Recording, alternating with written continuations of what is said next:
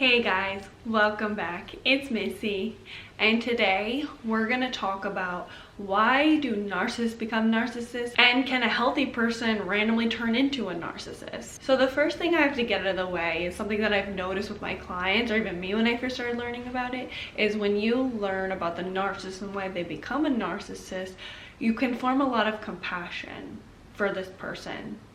And it's really sad to hear that this was their life. This is why they became the way they are. So it's okay for you to have compassion, but you also have to be really aware that your compassion cannot override the reality of the situation. These are people that are so unhealthy and there's no going through to them. So it can be helpful to understand where they come from, because this is something that a lot of people have a question about, like why would someone be this way? But it's important not to get so emotionally involved that you want to help them or fix them, because they can't be fixed. They're stuck in their ways and they will always be like this. With that being said, let's get into today's video. So where does narcissism start?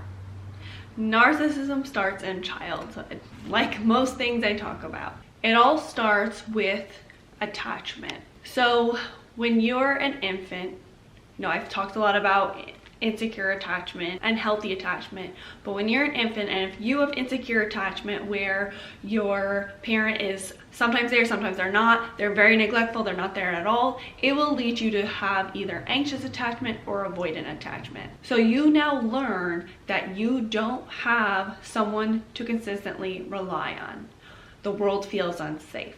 Now, because of that insecure attachment, that infant doesn't learn how to emotionally regulate or doesn't have a secure bond or a sense of security. Psychologists say that narcissists are more likely to have avoidant insecure attachment, which that means they're more likely to suppress their emotions and avoid deeper connections with others. Because as an infant and a child, they didn't experience sensitive responses to their distress or to their needs. That in itself is not what causes narcissism. That's just the start. Then it leads to when you're a child. Now, naturally, this is kind of when nature versus nurture comes in. Naturally, there are some children that are just more difficult.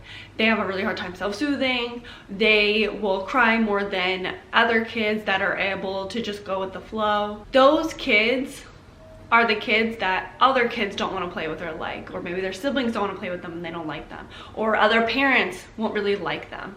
That creates more insecurity within themselves because they don't understand, why does anyone like me? So then they will throw more tantrums or they'll act out more because they don't understand why they're not getting what they want or they're not getting what they need. But since these kids don't have anyone to help them or guide them, they don't know how to regulate through it, they don't know how to work through it, and they don't know how to fix it. So let's talk about the dynamic between an abusive parent and their child. Every single thing that you're taught as a child comes from what's in the home. When you have an abusive parent or a narcissistic parent, usually the parent will pick one of their kids to be just like them. The parent does this subconsciously. They're trying to fix all their inner wounds, flaws, and shame through that child. And that's usually the golden child or the favorite, the one that can do no wrong. The golden child is usually more submissive and easier to control. Now, if there is another child or other children, they will all play different roles. If you're an only child, usually you'll play all the roles. But generally, if one of their kids stands out, has a mind of their own, is a little bit more rebellious, and possibly reminds that parent of their flaws, that will cause them to reject that child and blame that child for everything. That's the scapegoat. So the narcissistic child is usually the one that's the golden child. And what happens with the golden child is they are put on a pedestal and they are given conditional love. So when they do something well, which is exactly what the narcissistic parent wants, then they will get praise and love, and they'll be front center at their concerts, or they're a performance parent, and they will give the child everything they want when that child does exactly what they want. But when the child does not do what the parent wants, they then completely abuse the child. They put them down, they shame them, they make them feel very insecure and inadequate. So then the child then learns that they need to do exactly what the narcissistic parent wants them to do in order to gain that love and that validation. They were never praised or validated when they did something, like maybe they drew a picture or something they were genuinely proud of. Those things, their parent, if it didn't benefit their parent in some sort of way, they just pass it like, oh, here's another picture, or oh, okay, whatever. But when the child did something the parent wanted, that's when they got the praise. So they were never really taught how to genuinely feel proud of themselves or feel accomplished. So when you're a child where you have an unhealthy parent or you have a narcissistic parent, there's always constant inconsistency. So there's sometimes when your parent will be there for you and they'll cheer you on and they're giving you everything you want, and then there's other times when they're shaming you, making you feel terrible, making you feel worthless and unlovable. This creates a lot of shame, a lot of negative feelings, a lot of feelings of worthlessness, and they don't know how to deal with those emotions. So they internalize it, they bury it deep, and then they project it out onto others. So usually when you're the golden child, your parent sets extremely high, unrealistic expectations for you. And when you are not that child that they are trying to make you to be, then you will be completely tormented. So you are taught to be an extension of your parent. Also, another thing, when they were children, they were completely invalidated. So when they go up to their parent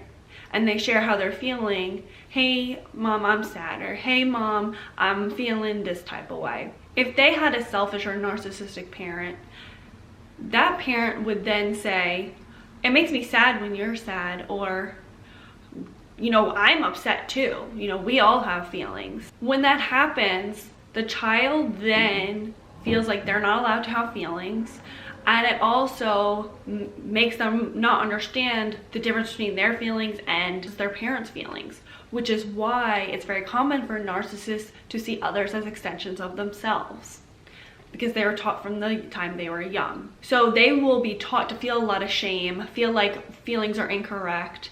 And so then when they see someone else expressing feelings, they also will shame them. They're projecting themselves onto you. Also, we as children, we see what our parents are doing, we do the exact same thing. We model what our parents are doing. So if you see your parent behaving a certain way, you're gonna think that's normal. You're also gonna wanna do that.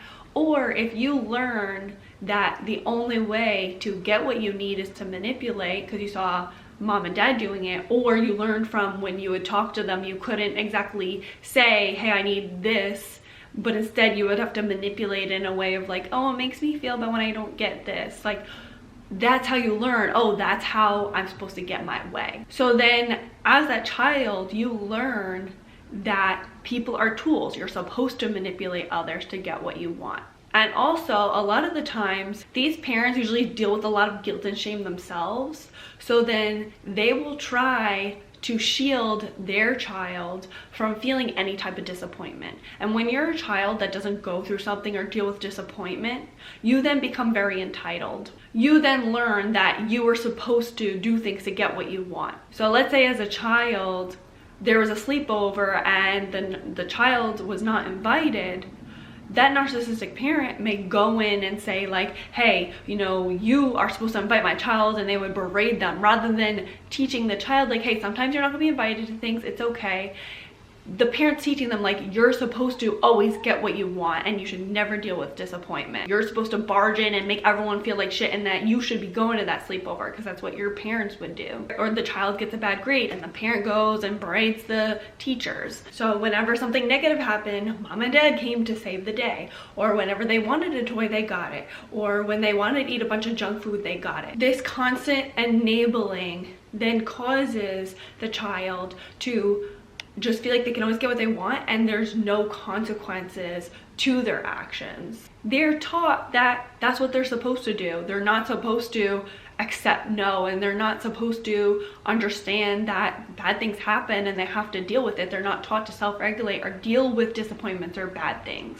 Or they don't learn how to be uncomfortable or just accept that life just sucks sometimes. And we also have to add that abusive parents usually don't want to deal with their child feeling bad, and they don't know how to coach that child through those emotions. So they think the way to deal with it is to shield that child from those bad things and to give them what they want. Them giving their child what they want is really out of selfishness, so that way they don't have to deal with their child's pain. Now I'm gonna get some comments, or some people are gonna be like, well, my narcissist was never abused. They got everything they ever wanted. Here's the thing. When you give a child everything you want materialistically, or you don't say no to your child and you make them think they can get whatever they want, that is abusive. Abuse means to do something too much. So when you ignore your child too much, it's abusive. When you overly punish or overly hit your child, that's abusive. When you overly give your child what they want, that's abusive. These children are given everything they want materialistically, but emotionally they're given no guidance. They're giving nothing. When you don't have a guidance, when you're not told no, that's abusive. Their emotional tank is so low, and that's why they become a shell of a person. They become someone who just cares about their image and shallow things, because that's how they were raised.